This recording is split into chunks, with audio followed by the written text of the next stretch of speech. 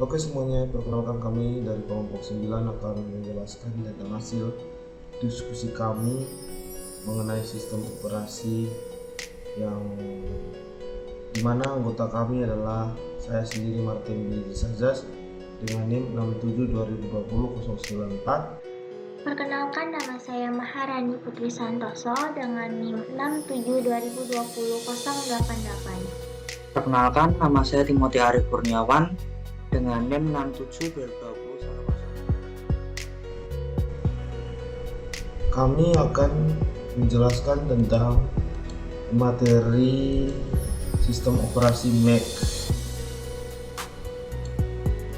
Oke. Nah, yang pertama yaitu pengertian dari Mac OS atau Mac Operating System. Mac OS adalah sistem operasi GUI atau Graphic User Interface pertama buatan Apple Inc. yang digunakan untuk mengoperasikan komputer Macintosh. Mac OS sendiri memiliki kepanjangan yaitu Macintosh Operating System. Nah, sistem operasi macOS telah dikembangkan sejak tahun 1984 sebagai versi macOS klasik. Di tahun 2001, Apple juga merilis versi macOS X yang kemudian dilanjutkan dengan versi OS X hingga yang terbaru saat ini adalah macOS Big Sur. Sistem operasi ini hanya tersedia untuk perangkat Macintosh. macOS merupakan sistem operasi kedua yang paling banyak digunakan pengguna komputer setelah Microsoft Windows. Walaupun berada di posisi kedua, macOS juga memiliki keunggulan yang tidak kalah jauh dengan Windows.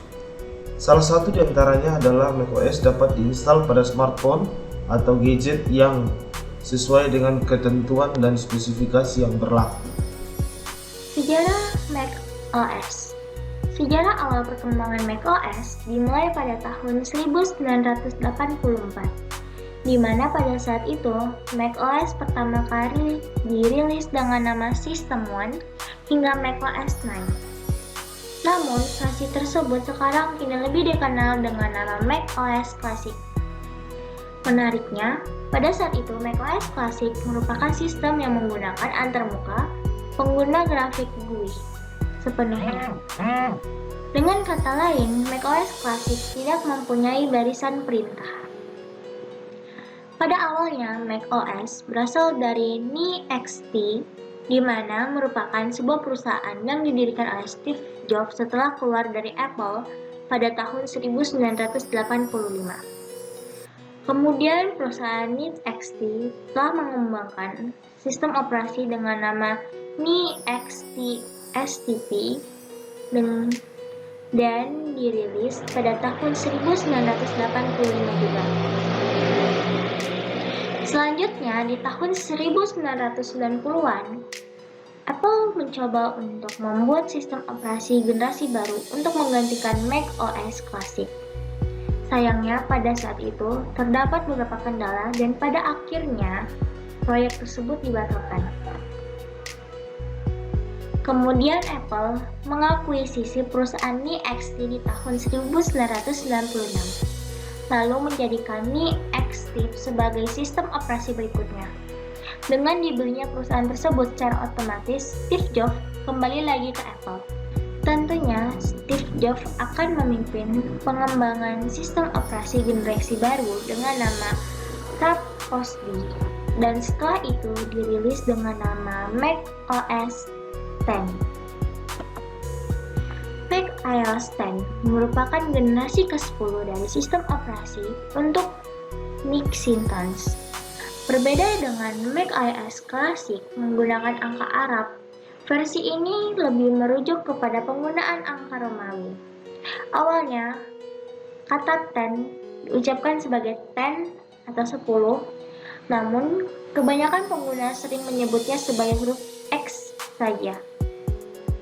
Mengenai versi pertama dari macOS sendiri memiliki antarmuka yang tidak jauh berbeda dengan macOS klasik. Baik, di sini saya akan menjelaskan dan melanjutkan hasil presentasi kelompok 9 mengenai materi macOS. Dari informasi mengenai sejarah macOS, Sistem operasi macOS ini memiliki 4 jenis versi yang berbeda antara satu sama lain. 4 jenis versi tersebut diantaranya adalah yang pertama macOS Classic, yang kedua macOS 10, yang ketiga OS X, dan yang keempat macOS. Berikut adalah contoh gambar dari Macintosh, dan berikut adalah contoh gambar dari macOS X. Kemudian yang selanjutnya adalah kelebihan macOS. Kelebihan dari macOS yang pertama, kestabilan lebih baik karena menggunakan Unix. Yang kedua, macOS ini merupakan sebuah sistem operasi eksklusif untuk Mac, maka kualitas dan support kedepannya lebih terjamin. Yang ketiga, mudah digunakan, dan apabila kesulitan, terdapat pula training centernya. Yang keempat, lebih aman dari gangguan virus. Yang kelima, dokumen yang diolah pada Mac dapat dibaca pada OS lain.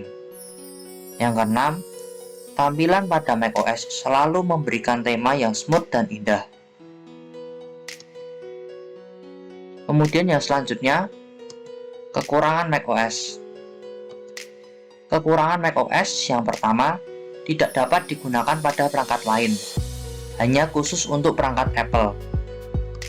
Yang kedua, tidak cocok untuk pekerjaan berat seperti bermain game.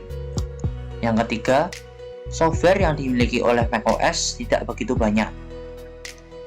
Dan yang terakhir, harga lebih mahal karena eksklusif.